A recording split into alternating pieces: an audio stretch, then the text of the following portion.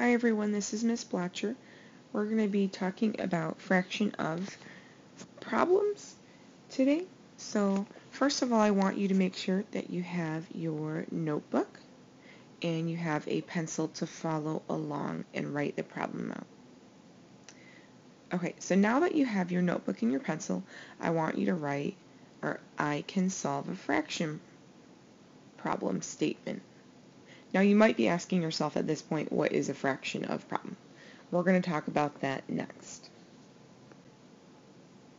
So in the past, we've talked about having a fraction of something. So if you have a candy bar, we might have cut that in half. Oops, let me turn my color. We might have cut a candy bar in half. Okay, so I'm going to cut that in half. And, I'm going to share this. I get one half, and then Alicita gets the other half. So we have a whole that we're splitting. So now in our fraction of problems, we're going to take things like Skittles. Yes, candy again. Yay. And we're going to cut that in half. We want to know, what does that fraction of mean? Because if I were to take these Skittles, would I want to cut them in half like I cut my candy bar in half? Does everyone want to get a knife and cut each Skittle in half? No, that doesn't work. Because we have more than one, we want to know the fraction of the candy bar, or the Skittles that we are going to get, okay? So I want you to write in your notebook the definition of fraction of. Fraction of is simply how many equal parts of a quantity. So we talked about getting half of that bag of Skittles. Okay, so when you see your fraction that you're going to decide the fraction of, okay, I want you to look at your denominator. I see a 2. Our denominator will always be the number of groups or quantities split into. So if I have my bag of Skittles, okay, I'm going to make sure there are 2 groups that I can divide it into. Now, looking at my numerator, it just tells me how many of those equal parts I want to know. So I would want to know how many Skittles I get in one of those groups.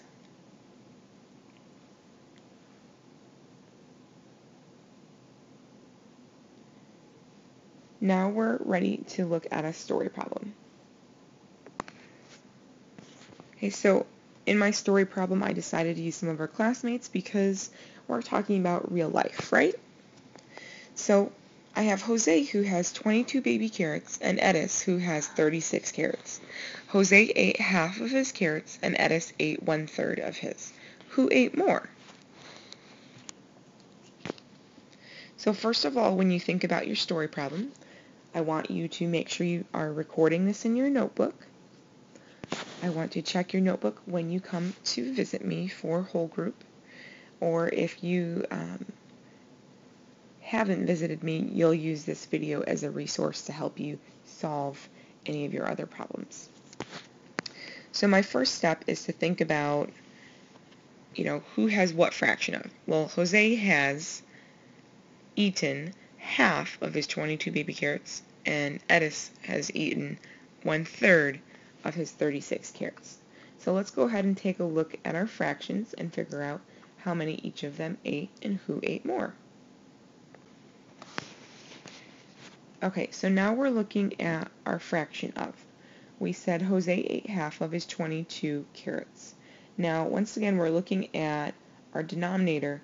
That tells us we need to divide these into 2 groups. So what I'm going to do is I'm going to just use dots to represent a carrot. Okay, and I'm going to use orange to represent my carrot. So I need to count up a total of 22 dots. And I will begin by putting 1 in each box to make sure that I share them equally. So here is 1, 2, 3, 4, 5, 6, 7, 8, 9, 10, 11, 12, 13, 14, 15, 16, 17, 18, 19, 20, 21, 22. Okay, that was pretty easy.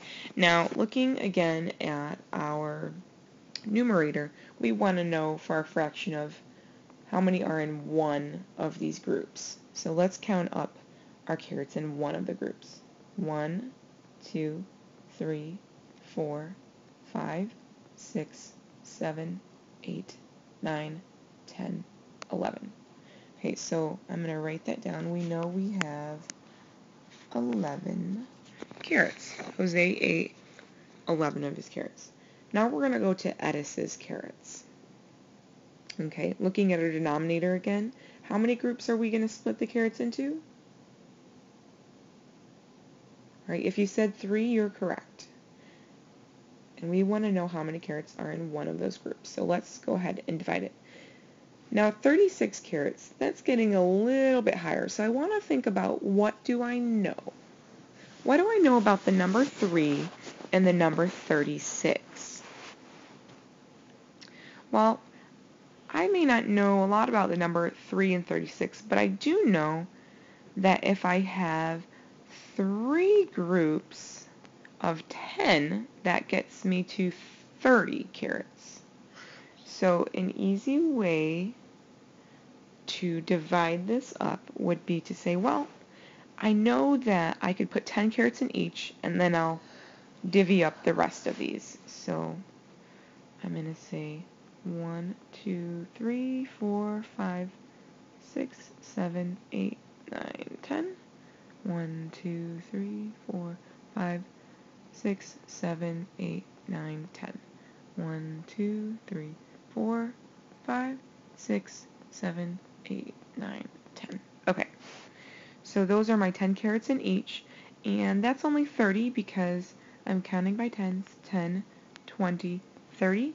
Now I have 6 left over, so I'm going to do the same method I did with Jose's carrots, and I'm going to divide up the rest equally by sharing in one box at a time. So 1, 2, 3, 4, 5, 6.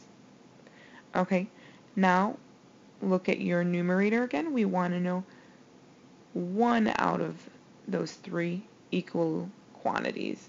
So we'll count up what's in one box.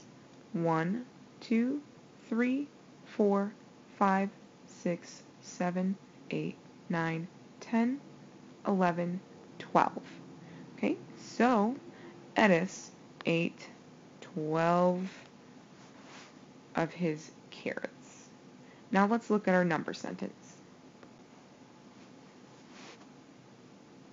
Okay, for our number sentence, we're just simply going to write these as a number sentence to say who ate more.